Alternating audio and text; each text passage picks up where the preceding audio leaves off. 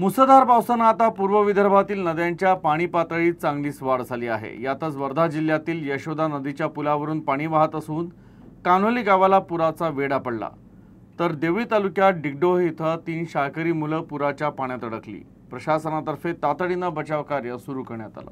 मुसळधार पावसानं वर्धा जिल्ह्यातील अनेक नद्यांच्या पाण्याच्या पातळीत वाढ झाली। यशोदा नदीच्या पुलावरून पूर वाहत होता, तर कानोली गावाला पुराचा वेढा पडला। यशोदा नदीच्या अलमडोह आणि वर्धा राळेगाव मार्गावरील सरूळ येथील यशोदा नदीचे पुलावरून पाणी आल्यानं वर्धा ते कानगाव पर्यंत मार्ग बंद झाला।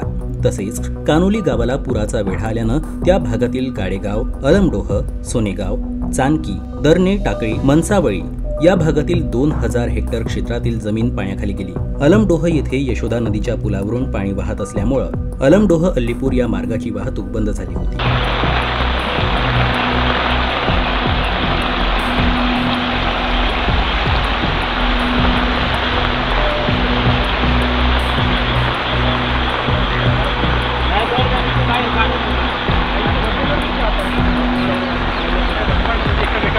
देवळी तालुक्यातील डिगडोह येथे 3 शाळकरी मुलं पुराच्या पाण्यात अडकले।